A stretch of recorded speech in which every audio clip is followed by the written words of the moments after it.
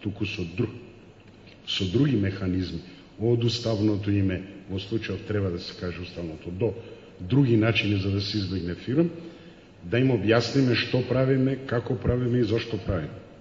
И трето, треба тогаш до Европската Унија да објасниме дека го подржуваме и се согласуваме со мислењето на шведското и на шпанското председателство, дека промената на името не може да биде предуслов за прием во Европската Унија и дека, бидејќи Грција инсистира на тоа, бараме или да се примени времената спогодба, која е пред Меѓународниот суд на правдата, или на Грција да и се стави до знаење дека не може тоа така понатаму да го прави.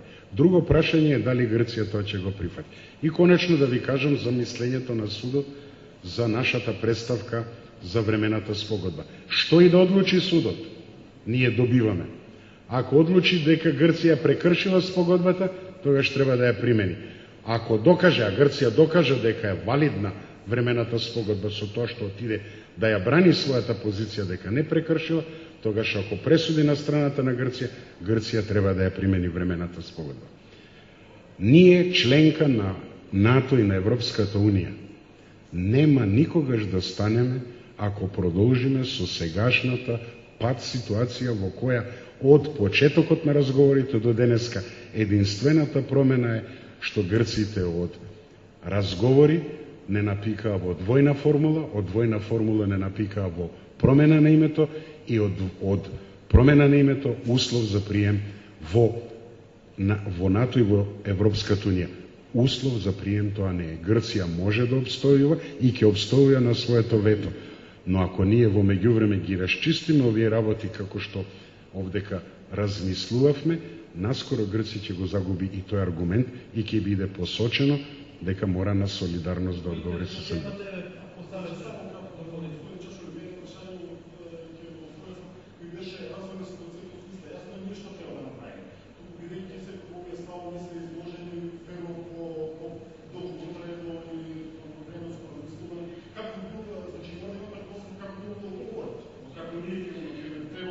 Грција ќе се противи.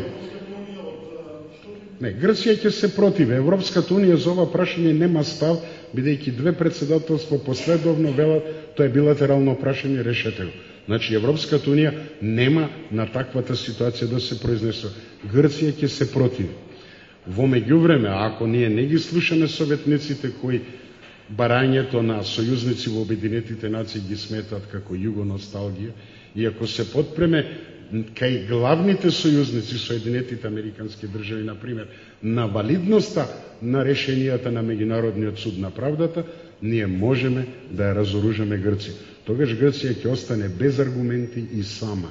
Во ваква ситуација како што е, таа ќе биде и економски и политички слаба да ја игра играта досега. Ние не се снајдовме и не ги искористивме предностите кои ги имавме пред се од домашни причини. Кој ќе ги напише мемуарите, ќе ви кажам како советниците и председателот Трајковски, еден од нив е инспекторот за точаци, ме симнуваа од авион да не одам во Обединетите нации, ова да го говорам на седница на Советот за безбедност, за која вест до денеска тврди дека не се случи.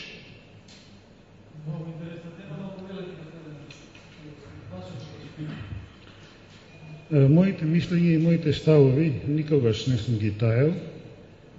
Според тоа нема причини сега да ги тајам. Оно што е несомнено за мене е следново, дека би било лудо да се мисли дека Грција може да му определува на Клинтон, потоа во два мандата на Буш, а сега и на Обама, да му диктира како тој Соединетите Американски држави ќе ни именуваат и како кон нас ќе се однесуваат. Значи тоа говори дека не е во прашање Грција, туку нешто друго. Што е тоа нешто друго? Претходно реков, јас не знам и навистина не знам, имам одредени предпоставки, меѓутоа предпоставките се додека не се верифицираат, остануваат во сферата на хипотетичното и според тоа секој кој се бави со теорија колку толку, јас барем колку толку се бавам со теорија, не можам да си ја дозволам таа научна слобода, бидејќи би била научна не слобода да се кажува било што, да кажам мислам дека е тоа и тоа. Но во секој случај тоа се светскиот ментор или светските моќници, кои не можам, велам, да ги именувам, не затоа што не сакам, напросто не знам, но тоа е едно чувство кое се базира, пак велам, на одредени факти. Веројатно станува збор за нека геополитичка игра и така натаму, на која Македонија се наоѓа и заради која Македонија веројатно треба да биде збришена од картата на земјата. При тоа, верувајте, не станува збор за никаква теорија на заговор, таквите теории мене ми се далечни, туку за еден многу рационален однос. Како што маршираа во Ирак или маршираа во Афганистан, не заради тоа што постоеше некаков заговор против тие земји, туку напросто се наоѓаат на нивниот пат, така може би ние се наоѓаме на нечи пат. Чиј е тој пат, јас не можам да кажам, но ете, одлучиле да не игнорираат. Најблаго речено. Само едно прашање, една констатација, бидејќи убаво кажа, ние имаме право, ќе поднесеме на шо после. Тоа, само кратко, тоа треба да се направи една изградена државна стратегија. Факт е дека Грција одман нашето барање ќе го прогласи, резолуцијата во 817 ќе ја прогласи како процедурална пречка во Обединетите нации. И сега ако зборуваме тука да го поднесеме тоа барање, не кажуваме дека треба да дојме на екскурзија во Обединетите нации, него треба претходно преку дипломатски активности тие 127 земји да го видиме нивното мислење, како Србија што успеа со резолуција да наметне Советот давно мислено во Меѓународниот суд на правдата. И ако тие пријатели што не призна подоставното име, ако се убедиме дека ќе помине тоа барање, ќе го образложиме, бидејќи аргументите се на наша страна, а тактички е добро, и јас тука ќе посочам уште еден момент, тактички е многу добро додека оди тоа барање да се најде храбар политичар, наш представник во Обединетите нации пред таблата што стои, да од ташната да извади табличка Република Македонија и да тргне таа табличката фирм. Тоа ќе биде добар, мислам за мене, добар тактички потек како го направи во од сите, знаете, пред тие делегации во Обединетите нации стојат таблички пред државните делегации и тактички сметам дека е добро да постави табличка Република Македонија, па да видиме таа провокација како ќе помине кај во Обединетите нации.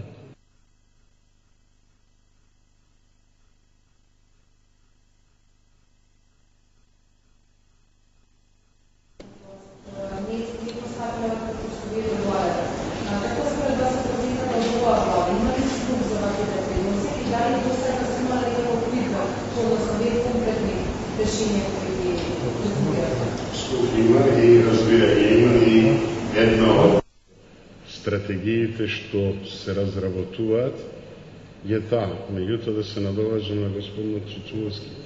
Притисоците се страшни, така што како што и порано имаше разногласие и меѓу партиите и внатре во самите партии, се уште нема јасна представа колку тврдо треба ова да го правиме. А има, инаку мене ако ме прашате, погледнете картата на Балкан. Покрај Македонија има уште две жаришта, и Србија трето. Косово и Босна и Херцеговина. Во играта на тие жаришта сме и ние заточеници. Сега ни се дава можност нашиот интерес да не го смениме името, а да станеме дел од онака како што е договорено на светските мултилатерални организации, треба да објасниме на главниот играч во случајот Соединетите Американски држави две работи. Времената спогодба ја создаде и неизин спонзор е Бил Клинтон, жена му треба да ја примери. Нема ништо друго по-јасното. На тој начин македонската сецесија од Грција и косовската сецесија од Србија и косовската сецесија од Србија заедно со ова мислење и со членството на Република Македонија во НАТО и во Европската унија стануваат конечни и нивниот проект на Балканот е консолидиран. За ова треба знаење, треба подготвеност. Јас немам многу интимни контакти со сегашниот министер, со сегашната влада. Јас моите мислења, како и сите овде, ги кажувам јавно. Нивно е да послушаат или да не послушаат. Затоа што 2012 година ќе имаме избори и тогаш ќе се бара отчет за многу прашања. И само ова да додам. Ако исчезне натегањето наше, не грчко, наше, со името кој е предавник, а кој не е, кој ја урива државата со тоа што не и дава да влезе во Европската унија и не сака да го смени името, или кој е предавник, оти пак сака да го смени името, тоа не држи во сегашнава ситуација. Ако тоа не го отстраниме, ние нема да мрднеме никаде. Според тоа, зошто не се отстранува? Па ако престане тоа натегање како понуда на изборите, тогаш ќе треба да разговараме за девастирана економија со погрешна приватизација. Ќе треба да разговараме за криминал, ќе треба да разговараме за една многу едноставна работа, што ние уште во Демократската партија 94 година ја кажавме, па бевме погрдени, ама иднината не потврди. Ќе се разговара за лебот и како тој неправично во оваа држава која во Уставот дефинирана како социјално се дели. Затоа името не мрда од точка. А грците, од мртва точка, а грците тоа го користат на вешт начин. Јас не им забележувам на нив, но ги осудувам сите играчи во оваа ступидна и антимакедонска игра која не доведува до ова. Утре во весниците да читаме полемика околу тоа дали овие 5 мина предавници овде ќе ја уништат државата или не. Од 93 година го прашувавме тогаш, јас лично, како главен уредник председател Глигор, истото прашање што и Чекеровски, што сега? Па поминаа 17 години, ниту небото ни падна на глава, ниту имавме мракобесна граѓанска војна, имавме конфликт, преживеавме, ниту пак излеговме од тоа што сме и такви какви сме, и на крајот ќе кажам уште нешто, па може би заради тоа што не бевме во друштвото на банкротираната Грција, Бугарија, Романија, Унгарија и последиците од светската финансиска криза полесно ги пребродевме. Според тоа, и ако се одолжи процесот за влегување во Европската Унија, а ќе се одолжи и во обата случаја, во ово ја што го предлагам има исходиште и крај, овој другиот нема, пак нема да ни падне небото, пак нема да пропадне нашата економија и пак нема да исчезне Република Македонија. Издржавме до сега, можеме и натаму, и не велам дека ќе јадеме корења, него ќе продолжиме да живееме така како што до сега живеевме, со изгледи да биде и подобро, заради тоа што Унијата не функционира според правда, не функционира според љубов, функционира според интереси. А интерес на Унијата е коридорот меѓу Грција и нејзините главни членки да биде отворен. Македонија е дел од тој коридор.